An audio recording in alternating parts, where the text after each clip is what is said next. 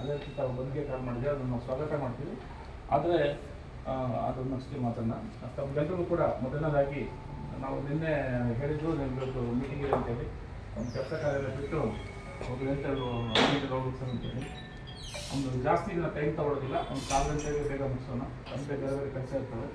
ಹಾಗಾಗಿ ತಾವೆಲ್ಲ ಬಂದಿದ್ದಕ್ಕೆ ತಮ್ಮಲ್ಲರೂ ಕೂಡ ನಾನು ನಮ್ಮ ಕೋಲಾರ ಜಿಲ್ಲಾ ಪೊಲೀಸ್ ವತಿಯಿಂದ ಸ್ವಾಗತವನ್ನು ಬಯಸ್ತಾ ಇದ್ದೀನಿ. ನಮ್ಮ ಈ ಕಾರ್ಯಕ್ರಮ, ನಮ್ಮ ಈ ಸಭೆಗೆ ನಮ್ಮ ಮನೆ DSP ನಾಗ್ತೆ ಸಾಹೇಬರು, ಕೋಲಾರ DSP ಸಾಹೇಬರು ಅಧ್ಯಕ್ಷತೆಯನ್ನು ವಹಿಸ್ಕೋಬೇಕು ಅಂತೇಳಿ ಅವ್ರಿಗೆ ನಮ್ಮ ಸ್ವಾಗತ. ಅವ್ರು ಮಾತಾಡಿ ಮುಗಿಸಿ ನೀವು ಮಹಿಳಾ ಸಂಘಟನೆಯವ್ರಿಗೆ ನೀವು ಕೊಡಲ್ಲ ಅಂತ ಅವಕಾಶ ನಮ್ಮಲ್ಲೆಲ್ಲ ಬಾಳ ಎವ್ರಿ ತಿಂಗಳು ನಾವು ಅದಕ್ಕೆ ಅಗೌರವ ಆಗಿದೆ. ಇಲ್ಲಿ ಜಾತಿ ಪ್ರಶ್ನೆನೂ ಇಲ್ಲ, ಧರ್ಮದ ಪ್ರಶ್ನೆ ಇಲ್ಲ, ವ್ಯಕ್ತಿ ಪ್ರಶ್ನೆನೂ ಅಲ್ಲ. ಏನು ಸ್ಥಾನ ಇದೆ, ಇವಾಗ ನೀವು ಕೂತ್ಕೊಂಡಿರೋ ಒಂದು ಸ್ಥಾನ, ಆ ಸ್ಥಾನದಲ್ಲಿ ಯಾರೇ ಕೂತಿದ್ರು ಆ ಸ್ಥಾನಕ್ಕೆ ನಾವು ಗೌರವ ಕೊಡೋದು. ಆ ಸ್ಥಾನ ಸುಪ್ರೀಂ ಕೋರ್ಟ್ ಒಂದು ನ್ಯಾಯಾಧೀಶರ ಒಂದು ಸ್ಥಾನಕ್ಕೆ, ಆ ಸ್ಥಾನಕ್ಕೆ ಗೌರವ ಮಾಡಿರೋದು, ಅದನ್ನ ನಾವು ಇದು ಮಾಡ್ತಾ ಇದ್ದೀವಿ. ಸಂವಿಧಾನ ಮತ್ತೆ ಅದು ಸಂವಿಧಾನ ವಿರೋಧ ಕೂಡ. ಸಂವಿಧಾನ ರಚಿಸಿ ಅದರಲ್ಲಿ ಏನೆಲ್ಲ ಇದೆ ಅದಕ್ಕೆ ನಾವು ಗೌರವಿಸ್ಬೇಕು. ಆ ಅಗೌರವನ ಅವ್ರು ಕ್ಷಮಿಸಿದ್ದಾರೆ, ಅವ್ರು ದೊಡ್ಡವರಾದ್ರು, ಅಲ್ಲಿ ದೊಡ್ಡವ್ರು ಕ್ಷಮಿಸಿದವ್ರು ನಿಜವಾಗ್ಲೂ ದೊಡ್ಡವರಾಗ್ಬಿಟ್ರು.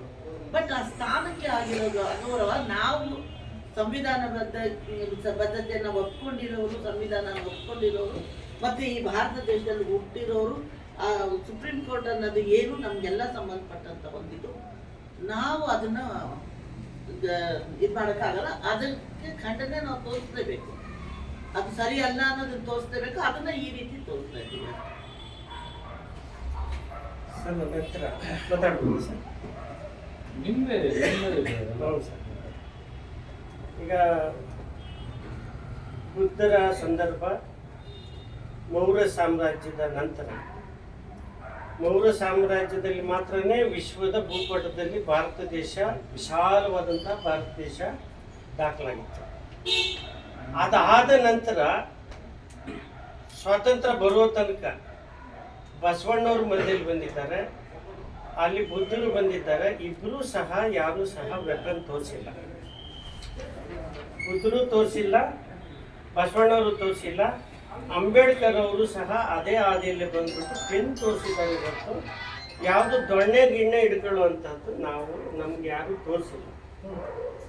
ಆಮೇಲೆ ಸಹಕಾರ ತಗೊಂಡು ಅಥವಾ ನಿಮ್ಗೆ ಯಾವ ಸಂಘ ಬೆಂಬಲ ಕೊಡ್ತಾರೆ ಎಲ್ಲ ಸೇರಿ ಮಾಡೋದು ಏನಪ್ಪ? ನಮ್ಮ ಉದ್ದೇಶ ಶಾಂತಿ ಮತ್ತು ಸುವ್ಯವಸ್ಥೆ ಅದನ್ನು ಕಾಪಾಡೋದಾಗಿರ್ತದೆ. ಅದು ಹಾಳಾಗದಂಗೆ ನೋಡ್ಕೊಳ್ಳೋದು ನಮ್ಮ ನೇಷನಲ್ SP ಸಾಹೇಬರಾದಂಥ ಜಗದೀಶ್ ಸರ್ ಅವರು ಆಗಮಿಸಿ ನಮ್ಮ ಸಲಹೆ ಸೂಚನೆಗಳನ್ನು ನೀಡಿದ್ದಾರೆ. ಅವರಿಗೆ ನಮ್ಮ ಕೋಲಾರ ನಗರ ಠಾಣೆ ಮತ್ತು ಗುಲ್ಪೇಟೆ ಠಾಣೆ ಮತ್ತು ತಮ್ಮೆಲ್ಲರ ಪರವಾಗಿ ಪೂರ್ವಕವಾದ ಅಭಿನಂದನೆಗಳನ್ನು ಸಲ್ಲಿಸ್ತೀನಿ. ಹಾಗೆಯೇ ನಮ್ಮ ಕೋಲಾರ ಉಪವಿಭಾಗದ DSP ಸಾಹೇಬರಾದ ನಾಗ್ತೆ ಸಾಹೇಬರು ಸಹ ಬಂದು ಸಾಕಷ್ಟು ಸಲಹೆ ಸೂಚನೆಗಳನ್ನು ನೀಡಿ ಬಂದು ಒಂದು ಯಶಸ್ವಿಯುತವಾಗಿ ಶಾಂತಿಯುತವಾಗಿ ಮುಕ್ತಾಯ ಮಾಡೋ ನಿಟ್ಟಿನಲ್ಲಿ ಸಾಕಷ್ಟು ಸಲಹೆಗಳು ನೀಡಿದ್ದಾರೆ. ಅವರಿಗೂ ಸಹ ಪೂರ್ವಕವಾದ ಅಭಿನಂದನೆಗಳನ್ನು ಸಲ್ಲಿಸ್ತೀನಿ. ಹಾಗೆ ನಮ್ಮ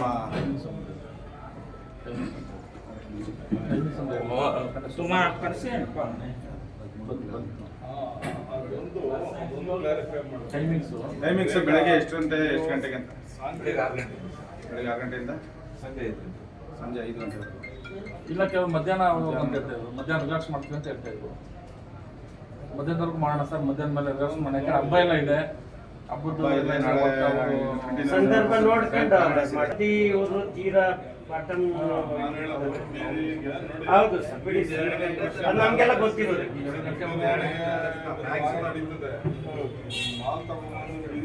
ಕಾಯ್ತಾ ಇರೋರಿಗೆ ಒಂದಿನ ಆದ್ರೂ ಒಂದಷ್ಟು ಹಣ್ಣು ತರಕಾರಿ 3 ಗಂಟೆ ಆದ್ಮೇಲೆ ಲಿಬ್ರಲ್ ಆಗಿದ್ದು ಮಾತ್ರ ಹಾಳಾಗೋಯ್ತದೆ.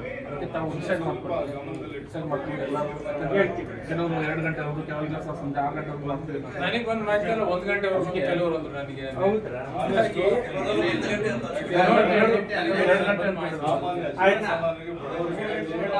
ಗಂಟೆವರೆಗೂ ಎಲ್ಲರೂ ಸರಿ. ಎರಡು ಗಂಟೆವರೆಗೂ ನೋಡಿದ್ವಿ, 2 ಗಂಟೆಗೆ ಎಲ್ಲಕ್ಕಿಂತ ಮುಖ್ಯವಾಗಿ ನಮ್ಮ ಅಮೂಲ್ಯವಾದ ಹಾಜರಾಗಿ ನಮ್ಮ ಅನಿಸಿಕೆಗಳನ್ನು ಹಂಚಿಕೊಂಡಿದ್ದೀರಿ. ತಮ್ಮೆಲ್ಲರಿಗೂ ಪೂರ್ವಕವಾದ ಅಭಿನಂದನೆಗಳು. ನಾಳೆ ಬಂದು ಶಾಂತಿಯುತವಾಗಿ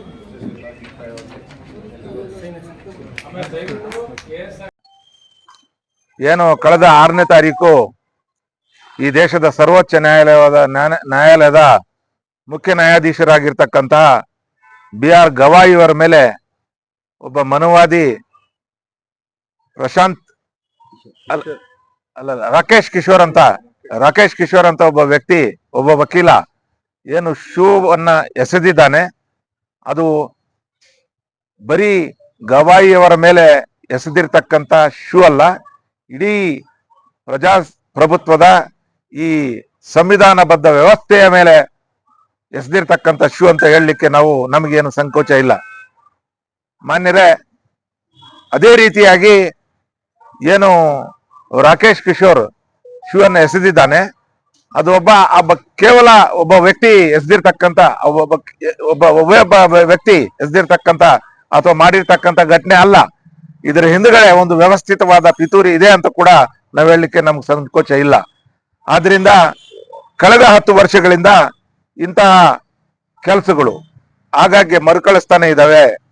ಸಂವಿಧಾನದ ಮೇಲೆ ಹಲ್ಲೆ, ಡಾಕ್ಟರ್ BR ಅಂಬೇಡ್ಕರ್ ರವರ ಮೇಲೆ ಹಲ್ಲೆ, ಈ ದೇಶದ ಜಾತ್ಯತೀತೆಯ ಮೇಲೆ ಹಲ್ಲೆ, ಈ ದೇಶದ ದೀನದಲಿತರ ಮೇಲೆ ಹಲ್ಲೆ, ಈ ದೇಶದ ಶೋಷಿತರ ಮೇಲೆ ಹಲ್ಲೆ, ಈ ದೇಶದ ಶಕ್ತಿ ಇಲ್ದಿರ್ತಕ್ಕಂಥವ್ರ ಮೇಲೆ ಹಲ್ಲೆ ನಡೀತಾನೆ ಇದೆ.